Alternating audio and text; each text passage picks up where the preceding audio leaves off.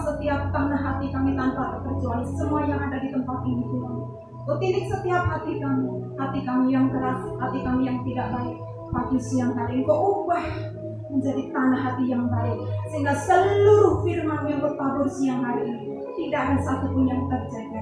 Seluruhnya Tuhan jatuh di tanah hati kami yang baik. Bicara Bapa, bicara, sebab kami hamba-hambamu, kami umat-Mu Tuhan, siap mendengarkan perkataan.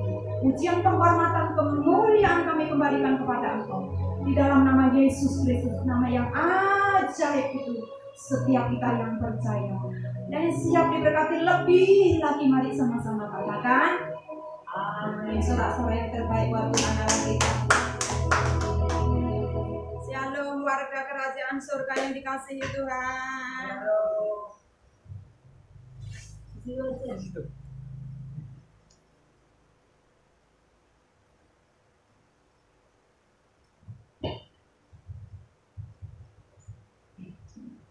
Kita bersyukur pagi ini luar biasa, tamu kita Pak Adrian sudah setahun dan tim musik dikirim oleh Pak Wi. Boleh tahu siapa namanya? Nama saya Noel. Noel. Iya. Tuhan. Mari siang hari ini kita buka bersama-sama Alkitab kita dari Markus. Firman Tuhan siang hari dengan tema salib Yesus adalah kemenangan. Yang akan kita baca bersama-sama satu ayat saja. Nanti saudara bisa baca secara keseluruhan di rumah. Markus 15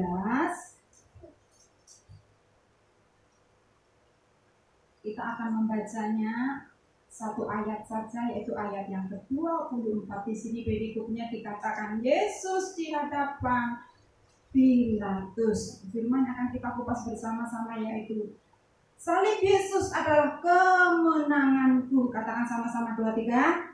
Salib Yesus adalah kemenanganku. Kita baca ayat yang ke-24. Sudah ketemu? Yang sudah ketemu katakan amin. 2, 3. Kemudian mereka menyalibkan dia, lalu mereka membagi pakaiannya dengan membuang undi atasnya untuk menentukan bagian masing-masing. Amin.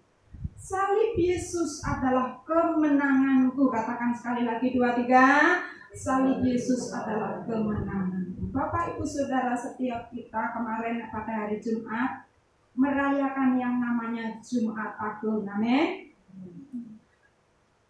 Jumat Agung, yaitu Yesus, penderitaan Yesus di atas kayu salib. Dunia berkata, ya, itu awal kekalahan. Itu Tuhan mati ditentang. Tetapi kita akan kupas bersama-sama, ya. Apakah salib Yesus itu kekalahan buat saudara dan saya? Ya, kita akan kupas bersama-sama. Saat Yesus disalibkan, musuhnya berkata, musuh-musuhnya, musuh antek-antek iblis dan seluruh antek-anteknya berkata, ini adalah akhir dari segala mujizat pelayanan yang selama ini engkau lakukan, ya. Begitu banyak mujizat, yang mati dibangkitkan, ya, yang buta dibuat melihat. Sekarang sudah berakhir di atas kayu salib. Bahkan mereka mengejek, orang lain diselamatkan, ya. Begitu banyak mujizat demi mujizat diperbuatnya. Sekarang selamatkanlah dirimu, turunlah dari atas kayu salib, maka aku akan saat Yesus di atas kayu salib, begitu diolok-olok, begitu dipermalukan, ya, menjadi buah olokan, menjadi buah ejekan. Bahkan orang yang lewat di situ menggeleng-gelengkan kepala. Orang lain diselamatkan, selamatkanlah dirimu, turun dari kayu salib. Menjadi buah olokan, menjadi buah ejekan. Itulah yang dialami Yesus di atas kayu salib. Yesus dijadikan tontonan, dijadikan buah pencemooh, dipermalukan, bahkan ditelanjangi. Mereka berkata, ini kemenangan buat aku dan seluruh pengikutku. Ini berkata begitu. Tetapi tahukah Bapak Ibu Saudara, ya, dengan kasih Tuhan saya berani berkata, justru iblis itu sebenarnya sangat bodoh. Kalau dia berkata tahu banyak, itu bohong. Iblis itu bodoh. Dengan dia menyalibkan Yesus, itu adalah Allah. Titik balik buat saudara dan saya yang tadinya di dalam kegelapan, dipindahkan kepada terang yang ajaib. Haleluya, ya. Makanya saya berani katakan Yesus itu bodoh, ya. Tidak tahu, dikira menang, sudah mengakhiri segala-galanya dengan menyalibkan Yesus. Tetapi sebetulnya justru saat iblis dan seluruh antek-antek ini menyalibkan Yesus, itu adalah Allah. Kemenangan buat umatnya. Siapa itu? Yaitu saudara dan saya. Haleluya, amin. Mereka berkata ini awal kemenangan buat aku dan seluruh pengikutku, tetapi justru sebaliknya. Kebodohannya Tuhan membuat itu menjadi awal kemenangan buat siapa? Saudara dan saya. Katakan buat saya. Karena dia tidak berakhir di kayu salib. Dia tidak berakhir di dalam kubur, tetapi dia apa? Dikuburkan dan dibangkitkan pada hari yang ketiga. Haleluya. Sebab dia hidup, ada hari esok. Sebab dia hidup, ku tak gentar, karena ku tahu dia pegang hari esok. Hidup jadi berarti sebab Yesus hidup. Katakan sebab dia hidup. Sebab dia hidup, ada hari esok. Sebab dia hidup, ku tak gentar, karena ku tahu dia pegang hari esok.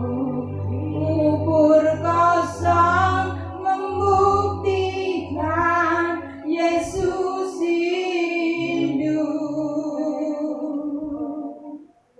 Yesus bangkit dari kubur, ya. Dia tidak berhenti cuma di kayu salib, tetapi dia dikuburkan. Dia disalibkan, dikuburkan, dan bangkit pada hari yang ketiga. Satu kunci saya bagikan siang hari ini, supaya setiap kita mengalami yang namanya salib Yesus adalah kemenanganku. Salib Yesus adalah kemenanganku. Apa kuncinya? Kuncinya sangat sederhana.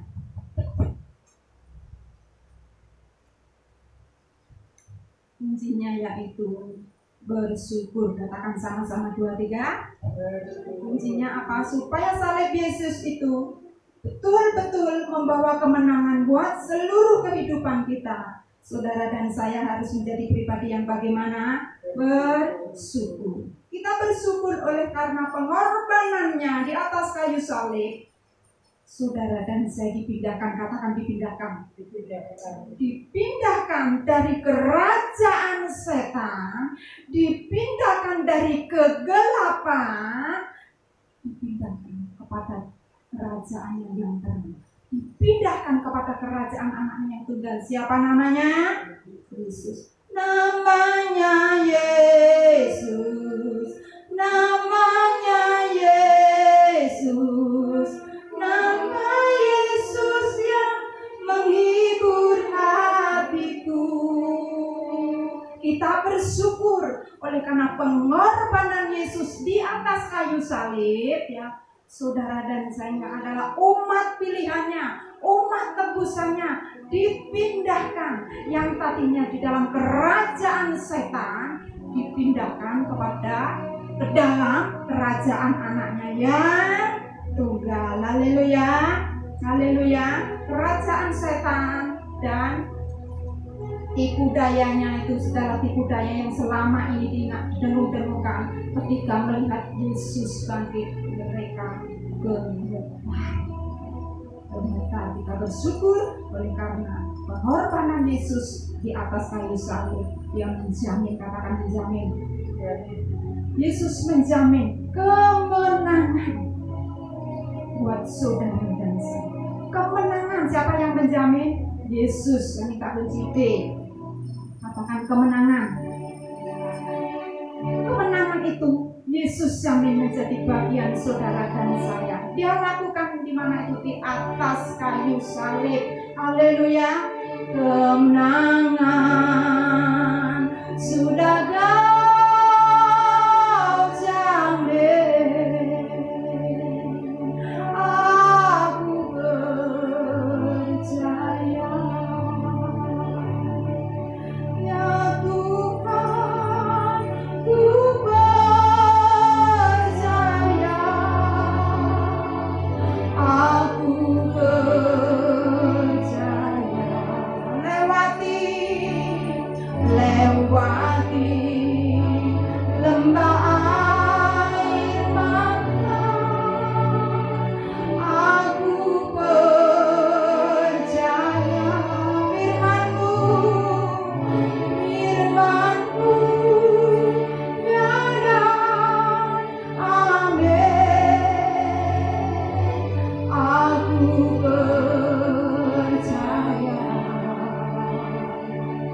Kemenangan sudah Kau jamin. Katakan kemenangan.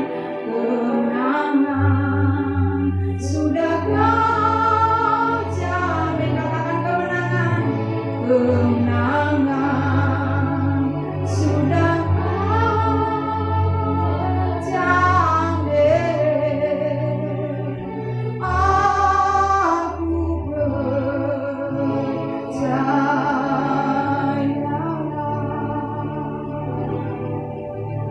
di atas kayu salib Yesus menyelesaikan dengan tuntas buat saudara dan saya, itu umat ketebusannya, umat pilihannya. Sehingga kemenangan itu Dia jamin menjadi bagian saudara dan saya.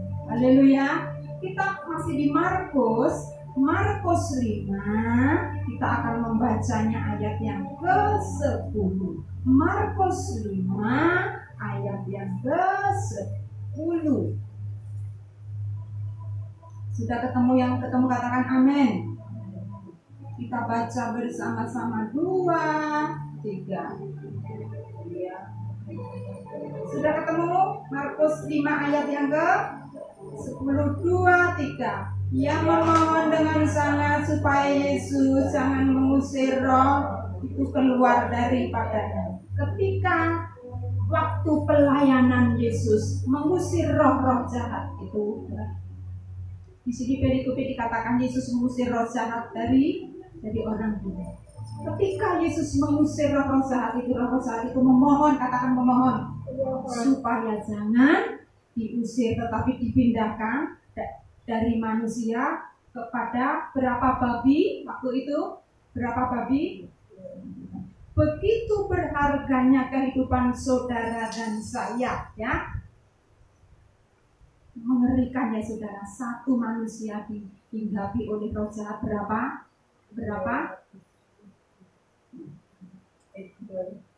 Nanti saudara baca di rumah ya. Begitu berharganya saudara dan saya. Makanya ya, nanti lain kali saya bagikan. Ketika seseorang itu sudah mengenal Yesus, sudah dibaptis, percaya, sudah rutin pelayanan, begitu mengalami gesekan, mulai mundur, tidak Tuhan-Tuhanan, tidak Alkitab-Alkitaban. Aku tak sudi dulu, Bu, ya. Ya Bu Ana, aku tak sudi dulu. Nanti kalau masalahku sudah kelar, masalahku sudah baru aku maju. Saudara, itu adalah salah. Saya katakan salah.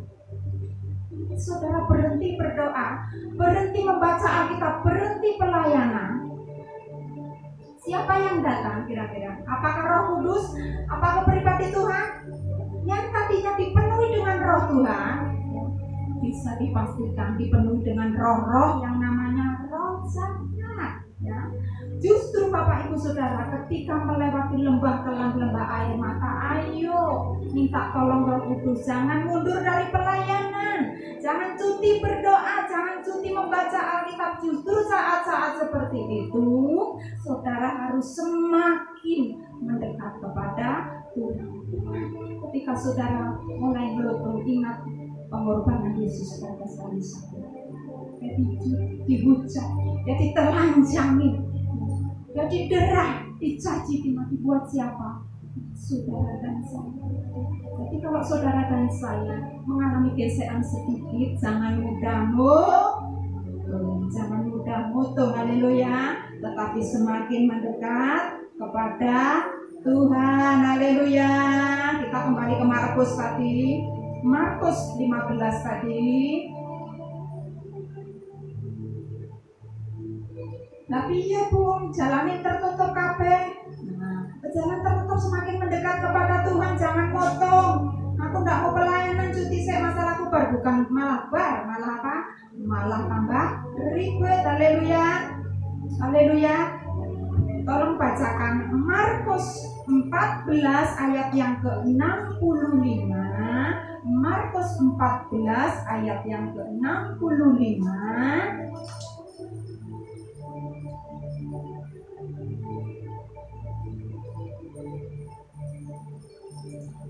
Lalu mulailah beberapa orang melukai dia dan menutupi mukanya dan meningginya sambil berkata kepadanya, "Hei Nabi, cobalah berkah, para pengawalku memukul dia." Ini penderitaan yang Tuhan lakukan di atas kayu salib. Dia waktu itu diludahi. Apakah saudara pernah diludahi di sini? Tidak sehebat itu. Ya, kebanyakan orang Kristen manja. Disentil sedikit sudah motong. Dikecentok sedikit sudah tidak mau pelayanan. Ingat Bapak Ibu Saudara, pengorbanan Yesus, ya, dia diludahi, mukanya ditutupi, diolok-olok. Hai Nabi, coba berkah, siapakah aku? Coba kita renungkan sebentar, saudara. Mukanya ditutupi, dibuat permainan. Kalau engkau Nabi, coba berkah, siapakah aku? Begitu penderitaan Yesus, ya. Dia rela melakukan semuanya itu buat saudara dan saya. Maka dari itu, ya, saudara jangan salah, ya. Jangan sukanya kemakmuran itu cuma hadiah.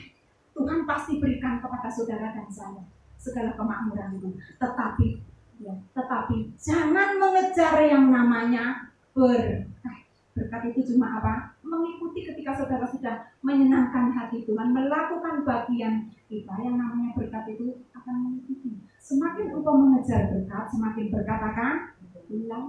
Maka dari itu jangan mundur, jangan motong ketika hal-hal yang tidak enak Tuhan izinkan terjadi di dalam rumah tangga, di dalam pelayanan, di dalam studi, mungkin anak-anak yang masih kuliah. Jangan motong, ya. Ingat penderitaan yang Tuhan Yesus lakukan buat saudara dan saya, ya.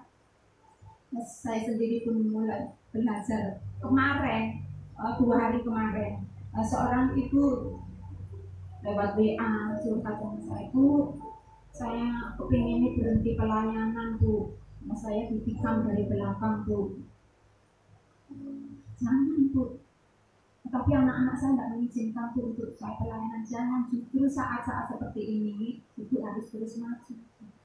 Bapak Ibu Saudara, kalau saudara pernah mengalami hal yang dialami oleh ibu itu, pelayanan ditikam dari belakang, cara saudara melayani, cara saudara berbicara, ada kuasa, tidak ampan. Jadi ketika ibu curhat seperti itu, saya bisa merasakan, meskipun cuma lewat WA, lewat telepon, saya bisa meneteskan air mata betapa beratnya. Ya Bu Ana, ketika saya mendoakan, ketika saya memberkati, saya selalu meneteskan air mata. Itu ladang yang subur, Bu. Saya pun pernah mengalami hal itu, Bu, ya. Jadi ikut Tuhan, kalau sudah melayani, berbuat baik, dipuji, oh Bu Ana luar biasa, Pak Adrian luar biasa, itu biasa. Apa upahmu? Ya, apa upahmu? Justru ketika saudara dan saya melayani Tuhan, tidak dapat terima kasih, malah dicemooh. Saat-saat seperti itu, mari bersama-sama dan minta pertolongan Roh Kudus untuk saudara dan saya setia sampai garis finish. Haleluya, haleluya. Karena firman-Nya berkata, saudara dan saya pun harus ikut, katakan ikut menderita bersama Yesus. Haleluya. Walaupun saat ini belum kelihatan jalan keluar, walaupun saat ini jalannya masih tetap buntu. Bahkan ibu ini berkata, Bu, kenapa Bu? Aku kok menjadi orang miskin ya Bu? Saya berkata, Bu, banyak harta belum jaminan loh orang itu melayani Tuhan dengan hati. Jadi bersyukur kalau ibu ya dibawa Tuhan saat ini menghadapi, melewati yang namanya lembah air mata. Sudah pelayanan tenanan, sudah pelayanan dengan hati, ditikam dari belakang. Itu yang dinamakan tanah subur. Tanah subur. Tanah subur bagaimana Bu? Apa artinya Bu anak tanah subur? Saat saudara mendoakan orang itu, menabur doa, memberkati, percayalah doa-doamu, berkat yang engkau lempar tidak sia-sia, pasti akan kembali kepada kita. Haleluya, haleluya. Walau ku tak dapat melihat semua rencanamu, namun hatiku tetap memandang padamu. Kau tuntun langkahku, walau ku tak dapat berharga atas kenyataan hidupku, namun hatiku tetap memandang padamu. Oh, ada untukku. Naikkan pujian dan segenap hati. Walau ku tak dapat melihat semua rencanamu, namun hatiku tetap memandang padamu. Kau tuntun langkahku, walau ku tak dapat berharap atas kenyataan hidupku, namun hatiku tetap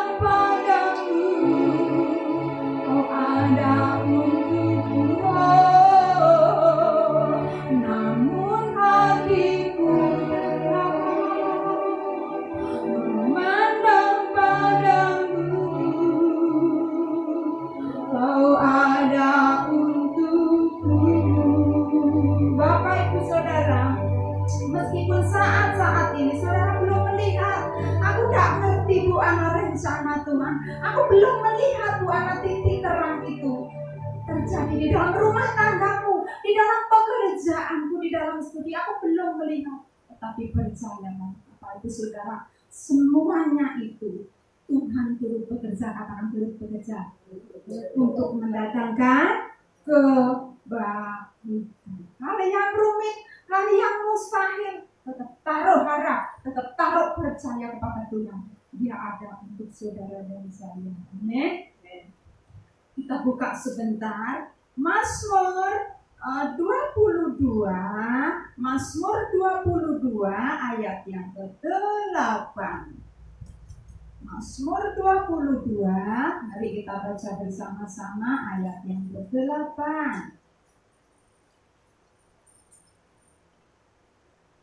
Sudah ketemu? Yang ketemu katakan amin. Amin. Yuk baca bersama-sama. 2, 3. Sudah ketemu? Yang ketemu katakan amin. Mazmur 22 ayat yang ke-8. 2, 3. Semua yang melihat aku mengolok-olok aku, mereka mencibirkan bibirnya, menggelengkan kepala. Ketika dunia melihat Yesus di atas kayu salib, mereka mencibirkan bibirnya, mengolok-olokkan dia, bahkan menggeleng-gelengkan kepala. Itulah yang dialami Yesus di atas kayu salib. Saat itu iblis dan pengikutnya berkata, ini awal kemenangan buat aku dan seluruh pengikutku. Nah, ini yang saya katakan, iblis itu bodoh sebenarnya. Dengan cara dia menyalibkan Yesus, dengan cara iblis menyalibkan Yesus,